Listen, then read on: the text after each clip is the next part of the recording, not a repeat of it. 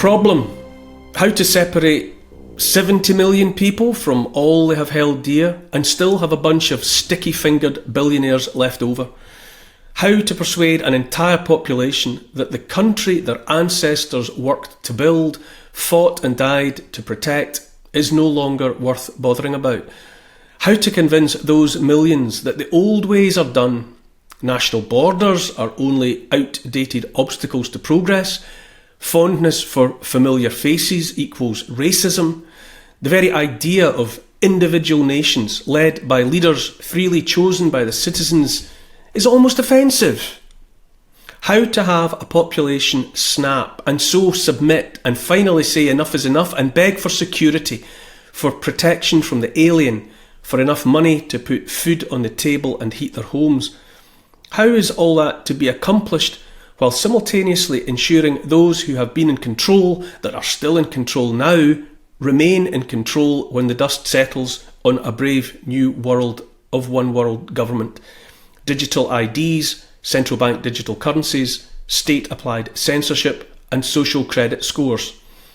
Well, look around you, fellow citizens, and see how all those questions are being answered right before our eyes.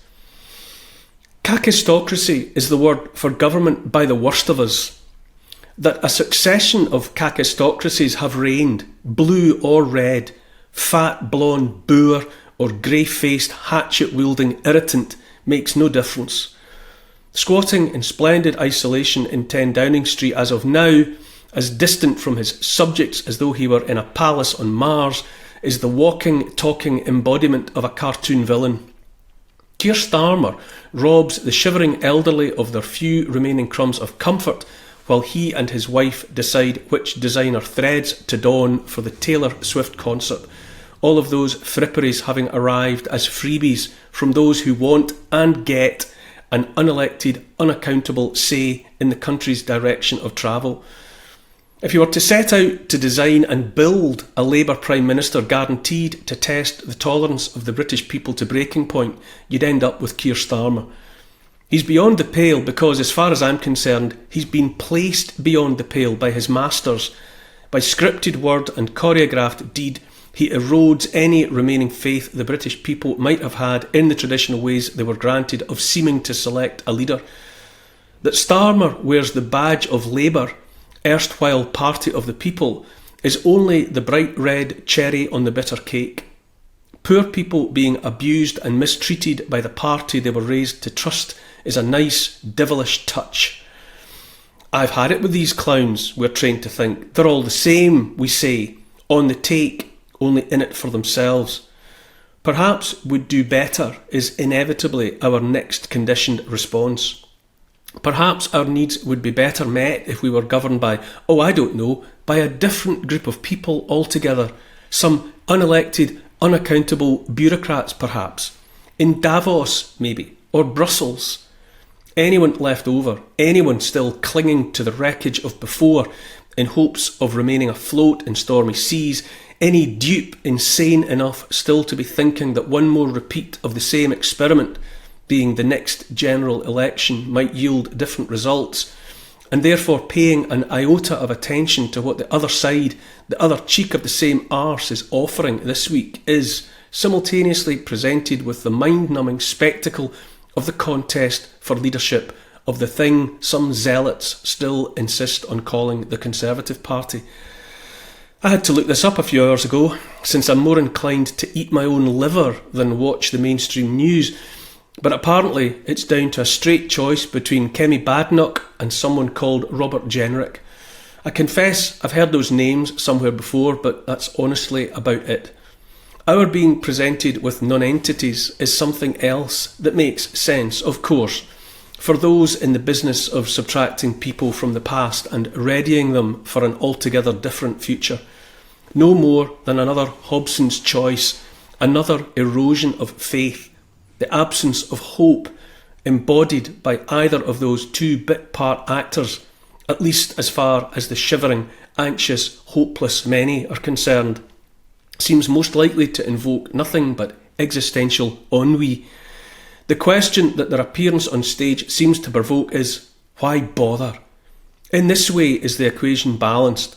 On one side, Starmer, the pantomime villain, meaner than mean, crueller than cruel, boo, hiss. On the other side, a choice of nobodies, given a gloss of identity only by their blue colour scheme, the latest actors mouthing the same old parts. Around the world in recent months, populations have indeed been revolting, as best they can at least, by voting in France, in Germany, in Austria, for those political alternatives that at least seem to speak the language of the people, promising secure borders, rule of law, economies based in the real world and not a fantasy land of windmills and unicorns. And for their pains, their forlorn efforts, they are labelled far-right, extremist, racist, told that while votes for creatures of the sitting governments are democratic, those cast for dissenters and disruptors are not. All the while Rome burns, here and abroad, while all that generations held dear is put to the torch by self-proclaimed progressives, we might pay attention to who's fiddling and the tune played. When Tony Blair was British Prime Minister, he controlled the staff in Downing Street and held sway over one country. Fast forward 17 years and, courtesy of the Tony Blair Institute for Global Change, he tells 800 staff what to do to advance his ideology in 40 countries. What could possibly go wrong? The Blair Witch Project, Freudian slip, the Tony Blair Institute became an easily identifiable threat during what I call the Convid scamdemic. Wasn't it fascinating how policy proposals issuing from that TBI so often foreshadowed what the then Tory government actually did? The rollout of rapid testing, cutting the interval between jabs. Always, however, the real point of the TBI has been to push Blair's vision of a brave new technological world. Digital IDs, anyone? They've been a Blair favourite for decades. More artificial intelligence? Another Blair must-have. He always puts me in mind of those signs above the cisterns in public loos, the ones warning about what unsavoury items won't flush. Since Sunak went and Starmer came in, so ready to sit on the seat still warm, we've been invited to spit tacks of fury. Much in evidence was Starmer's choice of Chief of Staff, Sue Gray, a lifetime civil servant who, lo and behold, emerged as the perfect scapegoat for all the rent-a headlines about freebies and pensioners. She's gone now, exit pursued by a Blair, you might say, because the word on the street, some of it at least, is that Gray's departure signals the return of a dark shadow sliding back across the picture of Britain's decline, Britain's controlled demolition. Let's ask ourselves once again, who really runs this country? It's anyone's guess who's running the United States of America right now, not demented President Joe Biden, maybe his missus, maybe Barack Obama, who knows? I refuse to believe for a nanosecond that Keir Starmer is running Britain, and by now I am ever more persuaded that an unflushable like Tony Blair is even more obviously, let's say, influential in the relentless nudge and herding towards a time of digital slavery, of neo-feudalism of the sort preached by the apostles of the World Economic Forum and their ilk, the sort Starmer has already declared his preferred associates. I've said before, I think the intention is to play us like a Stradivarius violin, and I say it again now. But behind all the grisly razzle-dazzle of money ciphering for profitable wars abroad while the elderly shiver and die, the destructive de-industrialising, immiserating madness of Ed Miliband, I'd rather mind the fundamentals of what is clear to see. Earlier I used the tainted word progressive. Underpinning so much of what's been happening is the notion of progress. But progress towards what? And is what we've been going through in recent years, recent decades, any kind of progress at all, in terms of what I've always understood the word to mean? Technology progresses, that's for sure. In a famous, possibly apocryphal exchange between proto-technocrats as long ago as the 1950s, Marvin Minsky, pioneer of artificial intelligence, said, "We're going to make machines intelligent, we're going to make them conscious." To which Doug Engelbart, visionary of what the internet might have been, replied, "You're going to do all that for machines. What are you going to do for the people?" What indeed? Our recent predecessors were useful people, more useful than us.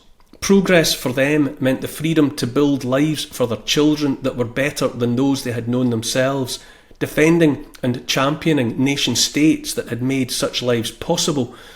Together, as families, men and women fixed their own cars and other machines, knew how to hunt and fish, grow their own food and cook, how to maintain their homes by themselves, to keep the home fires burning, raise and educate their children.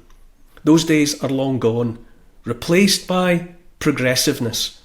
To misquote American author Garrison Keillor, a progressive man is like a bear riding a bicycle. You can teach him to do it, but he'd rather be out in the woods doing what bears do. A few progressive generations and we've been rendered all but useless, dependent more and more on the machines to which Marvin Minsky promised intelligence. Last week in the United States, a judge accepted that children's IQ was being damaged and lowered there by the fluoride added to the drinking water. Fluoride that is a neurotoxin. Reports from our schools here in Britain show that while we talk about the importance of maths, children are growing less proficient, while machines excel. One way or another, we're getting dumber, weaker, more submissive, less able to be meaningfully alive in the world. More and more truth comes out about our mistreatment by the powerful. Here's the thing, what are we really being shoved towards? Is the misnamed progressive world anywhere a worthwhile human being ought to go? Are too many so weakened now, so hobbled by so-called progressiveness that they've learned only to submit? Have too many been prepared like so many oven-ready chickens to be consumed by technology? The answer to that question better be no.